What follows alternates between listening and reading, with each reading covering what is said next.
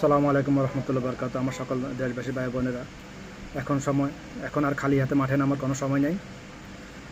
যার কাছে যা কিছু আছে, লক্ষ লক্ষ শহীদের যান বিসর্জনের বিনিময়ে, হাজার হাজার মা বোনের ইজ্জতের বিনিময়ে আমাদের এই দেশ স্বাধীন হয়েছে 50 বছর আগে, 52 বছর আগে। এখন দুবারা স্বাধীন করার জন্য এখন আর খালি হাতে নামার কোনো সময় নেই। এখন কুকুর কামড় দিতে আসছে, কুকুরকে মারার জন্য লাঠি অবশ্যই লাগবে হাতে।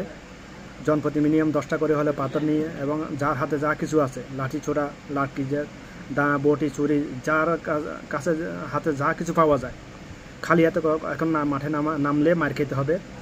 এখন আর পিছনে নামার কোনো সুযোগ নাই।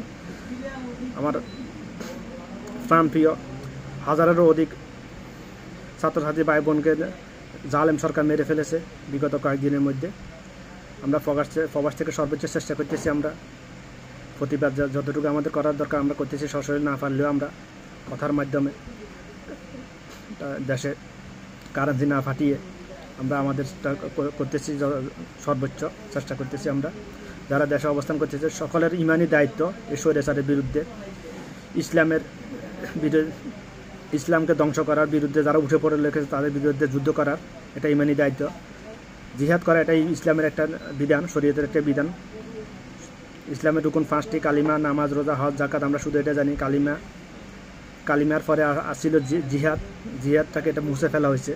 জিহাদ এটা ইসলামের একটা ফরজ বিধান। এটা এখনই উপযুক্ত, এখন সময়। এখন যার মধ্যে ঈমান আছে, যে নিজেকে মানুষ দাবি করে, এবং যার মধ্যে ঈমান আছে, মানে বিধর্মীদের মধ্যে যে নিজেকে মানুষ দাবি করে, এবং মুসলমানের মধ্যে যার মধ্যে ঈমান আছে, তারা এখন ঘরে বসার আর কোনো সুযোগ নেই। ঘরে বসে থাকতে পারে না কোনো অবস্থাতে। যারা মুনাফিক, যারা কাফের, তাদের কথা আমি বলতেছি না। কারণ বর্তমানে অবস্থার পরিপ্রেক্ষিতে 90% বাংলাদেশে দেশের জনগণ, 90% দেশের জনগণ এই সরকারকে চাইতেছেন, সরকারের পতন চাইতেছে, পদত্যাগ চাইতেছে। 10% ব্যতীত 10% কারা? মুনাফিক এবং কাফের। 10%-এর মধ্যে মুনাফিক এখন কাফের, এটাই এই 10% ব্যতীত।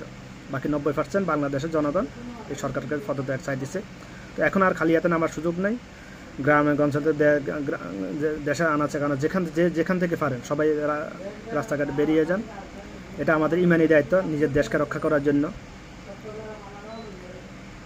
71-এ যখন যুদ্ধ হয়েছিল তখন বাংলাদেশের জনসংখ্যা এত ছিল না, তো এই জন্য তখন প্রাণ কম গেছে।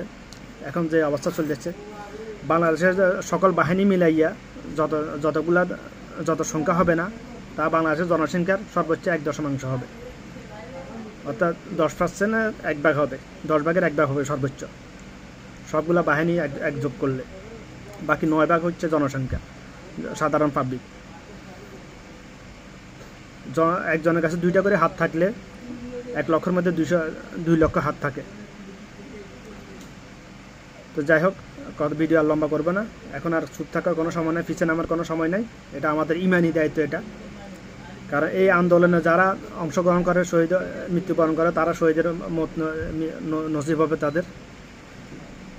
যাদের কলবের ভিতর শহীদের মৃত্যুর তামান্না আছে, তারা বেরিয়ে পড়ো। আর কোনো সময় খালি হাতে তবে একটা কথা, খালি হাতে কেউ কখনো অবস্থাতে বের হবে না। হাতে যা কিছু পাও, দাঁড়া বটি, প্রত্যেক ঘরে 2-4টা দাঁড়া বটি থাকে, হাতে একটা দাঁড়া বটি হলেও নিয়ে মাঠে নিয়ে নাও। কুকুর চাকা কামড় দিতে আসলে কুকুরকে আক্রমণ করতেই হবে, তবে কুকুর কামড় না দিলে আক্রমণ করার কোনো প্রয়োজন নাই। তো ভিডিওটা আমি ভাইরাল হওয়ার উদ্দেশ্যে না, আশা করি আমার পক্ষ থেকে যতটুকু সম্ভব ছিল মেসেজটা আমার প্রিয় দেশবাসীর কাছে পৌঁছানোর জন্য ভিডিওটা করা।